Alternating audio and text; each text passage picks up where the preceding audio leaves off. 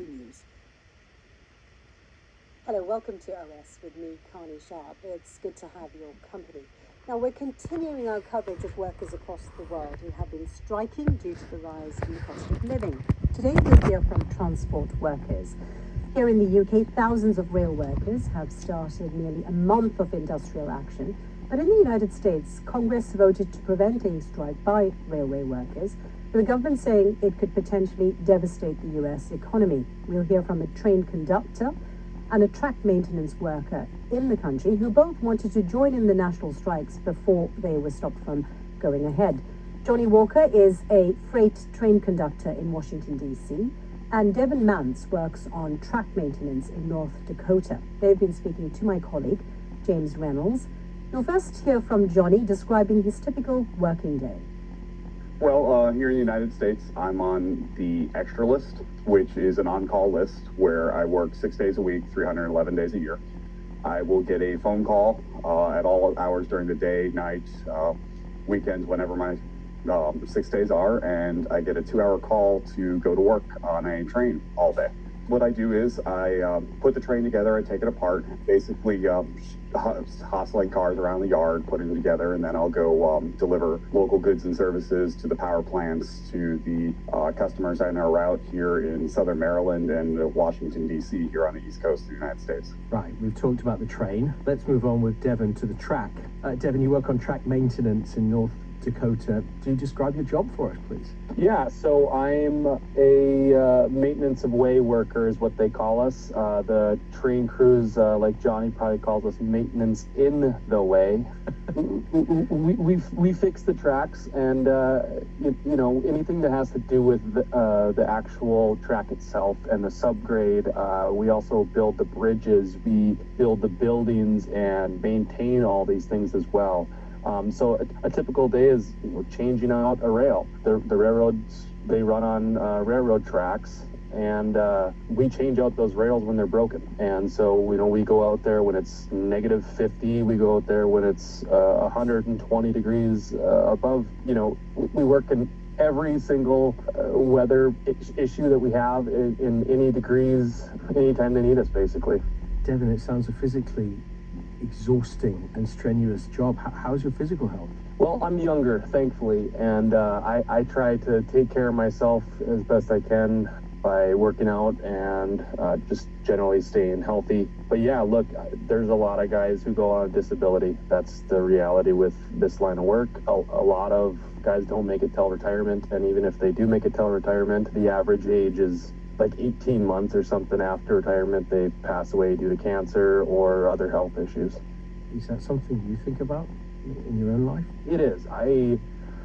You know, back in the older days, they had a lot less equipment to do some of this heavy lifting, so it wasn't as good, but yeah, you know, it is a worry for me, absolutely. We're talking to you both because we've been speaking to people around the world about strikes, about going on strike and why they're doing so. We've heard from doctors and nurses, we've heard from teachers and academics, and now you're railway workers. What are the reasons that have led up to the both of you thinking that taking industrial action was a better thing to do than carry on working? We're not treated like human beings. We're treated like pieces of equipment, and with the pieces of equipment, they have to maintain them. They have to go ahead and contractually, they don't, for a lot of the equipment, they don't even own it. So they have to maintain it. It's through a service and stuff like that, but they don't treat us this way.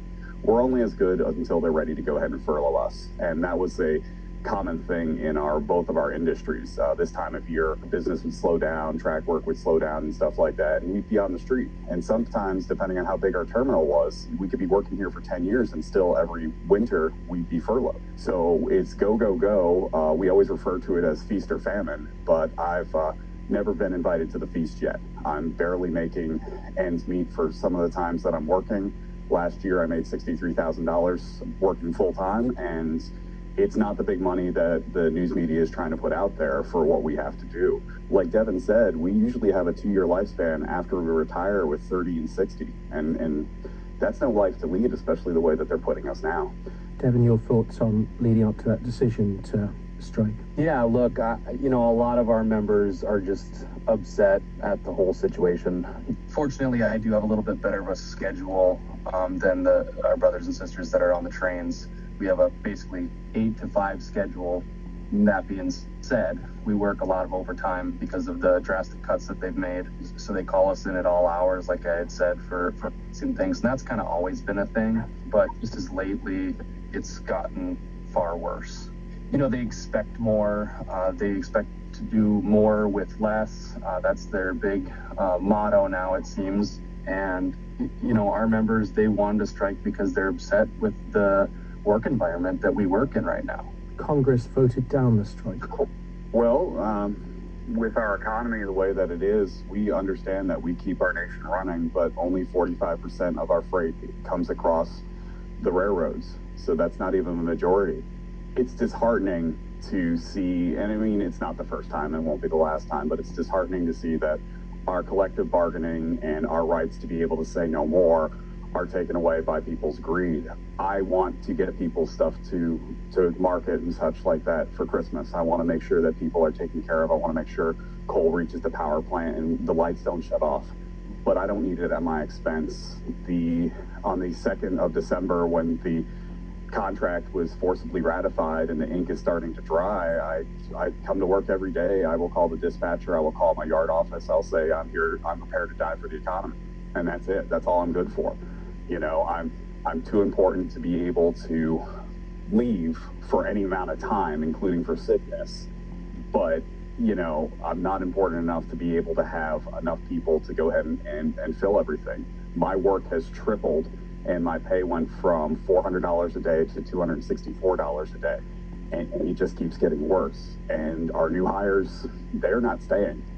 We are not going to be able to be competitive with a new generation where shops like Target and department stores and even Walmart are treating their employees better than the railroaders are treating them. And they only have to, in some cases, walk across the street or drive a couple miles away. Some of our members are in the car 6 hours a day, round trip, going to their terminal, trying to earn better money for a depressed area. And they just keep taking it away from us. Johnny, you're married, you've got 2 kids. Can you take care of the family needs you need to take care of with your salary? No, I can't. In the area that I'm living, no. My wife, fortunately, she has been injured and she hasn't been able to walk in a year now. We had an incident happen, and luckily enough, she's able to work from home. She's been the main breadwinner. I've been the secondary breadwinner, so we can have a reasonable life, be able to go out and eat when we want, get the nice things and stuff like that. But now if I was the only person in the household, there'd be no way to go ahead and live in this area in DC. We sure hope your wife is okay. She is getting better. She has one more surgery, and hopefully she'll be able to ambulate like she used to. So I very much appreciate that, love. Of course. And Deven, you've got 4 kids. When you look at the bills coming in, do you have enough to support your family? It depends on the month, right? I mean, kids are, you never know what's going to happen with them. I mean, unexpected hospitalizations and daycare going through the roof. I'm sure everybody's dealing with these same kinds of issues. And, if I wasn't able to work overtime, there's no way. I mean, there's no possibility that I could do that. I own my own home. I bought it foreclosed, and I got it for pretty cheap and was able to fix it up because of my work that I had done before in construction. So I was able to do that myself, thankfully. But without that, there's no way. Life is really expensive. We haven't been getting cost of living wage increases forever. Do you get any satisfaction from the job, Deven? Yeah, look, I mean, I do like what I do sometimes. Obviously, going out when it's negative 50 and my face burns when I walk out the front door, like, that's not a whole lot of fun. But, I mean, ultimately, when the weather's decent and I'm working around, the members that I work with, it can be fun. And it used to be fun. Anymore, it's gotten a lot worse. And, the camaraderie is still there. I've been really fighting to keep that, but the boss versus the membership and the employees it's getting worse and worse because of how they're treating all of us out here. You talk about the camaraderie. What do you guys speak about? Oh, we just talk about anything. Yeah. I mean, our lives are mostly the same, right? Like there's a lot of guys out. I live in the Midwest in the United States, and it's big for pheasant hunting or any kind of hunting. And so a lot of these guys like doing that. They like fishing, so they talk about their lives. They talk about their families. It's just like any other workplace. And so we can have those different conversations. We joke with each other, so it's fun to be able to interact with each other like that. But when you got the boss right over your shoulder, and they're watching every little thing and trying to write you up for every little thing. I mean, right now I'm in a discipline investigation shortly here in the next couple days, and I could possibly be getting fired for it. And so it's kind of sickening, and it's hard to work here. Johnny, does that sound familiar? I love my job. I hate who I work for.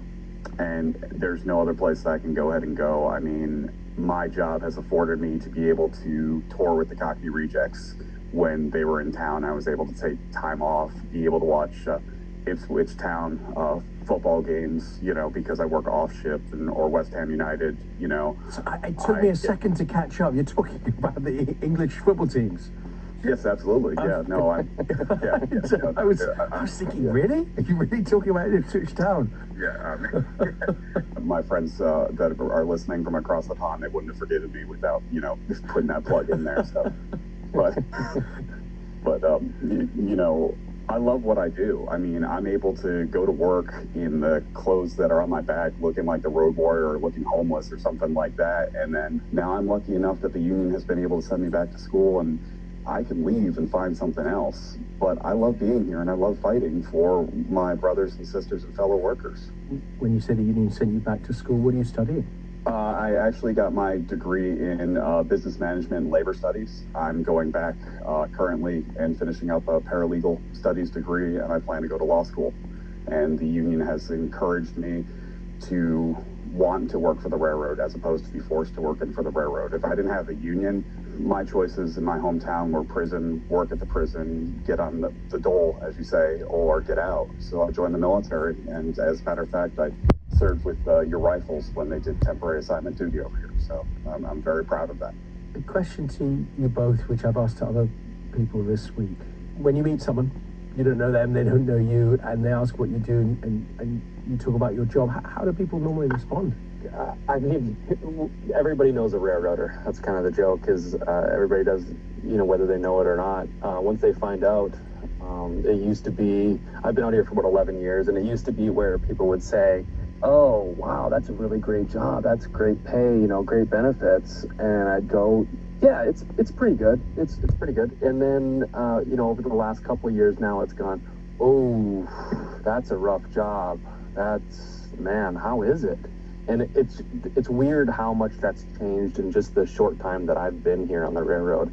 And it's the truth. I mean, it is. People know that you're traveling all the time. I really liked what Johnny had said, you're prepared to die for the economy. I mean, that's just like that. If that's not hard hitting, I don't know what is. That's the absolute truth, though. And people are finally waking up to that and realizing that this supply chain that we all live on, and that, supplies our goods, is just, it's so fragile, and the railroads have been destroying that in the United States, and I'm sure, capital has been doing that across the world too. It's a little bit different for me over here because I don't live in a railroad community. This used to be a big community for the railroad here on the East Coast, but in my community, it's mostly white collar workers and such. So when I say I'm a conductor, they're like, oh, like for a symphony? I'm like, oh, no. I mean, I'm not sure what you all call your conductors and such like that over there, so I don't want to disrespect them in that, but at least you guys are able to make a stand. But we're Americans. We stand up and fight for what we believe is right, even if we're miserable in it, because there's other of us that they can't stand up and fight. And being that I have a huge target on my back, I've been fired from this job about 3 times for standing up for workers' rights, and I keep coming back. And they're going to have to turn the lights off or throw me off the property because I'm not going to let anyone get bullied around. You've heard each other's stories. Any thoughts or questions or observations from having heard what you've each had to say? Yeah, Johnny, I'd love to meet you. I mean, I think your story is just like ours on our railroads. We do all even though we're different railroads and we're different crafts and we're actually different unions as well, that separation needs to be changed, and we need to be having conversations like this more and more across the world. We need to realize that these corporations aren't here to save us. Like, nobody's here to save us. We can only do it with each other and with that camaraderie, and we need to save ourselves. Well, Devin, you can look me up on the web. I've been all the way to the Galesburg rally. I'm big in our smart transportation division. Johnny Walker, just like the whiskey, except with the N and Y. And you see me all over the country with my green boiler suit and carrying our flag and just standing up for it. Johnny, you work at the moment on over 1,000 miles of railroad up and down the East Coast. So in between your duties, do you ever get a chance to simply look out of the window and have a look at the landscape going by? That is probably the best thing that I can go ahead and describe to you. I can't tell you how beautiful it is to watch the sunrise and the sunset on my territory. I see animals that only mama bear and other railroaders see. I've gone up and down the Keystone subdivision, which is in the Allegheny Mountains, where it's not uncommon to see on one side of the river a mama bear and her cub drinking out of the creek, and on the other side teenagers partying and having a good time. I go through all big town, small town. I get to see steel mills burning. I get to go past some of these nightclubs and bars. We're seeing people having a good time, and it's cool that I'm working, but it's so often now. I always say I'm chasing the sun. I go to work when it's dark, and then I come home when it's dark, and then I'll go home and eat in the dark so I don't wake up my family, because I'm so off shift, and people take that for granted. Being able to go to the local burger joint or something like that. I'm lucky to find hot food that's not at a gas station when I get off. Thanks very much to Johnny and Dan. Now you can hear more of those conversations from this week's programs, which reflect the lives of the others who have been striking in Ghana, the United Kingdom and Italy. Listen here on the BBC World Service tomorrow at 9 GMT, or search for OS Conversations on the BBC World Service.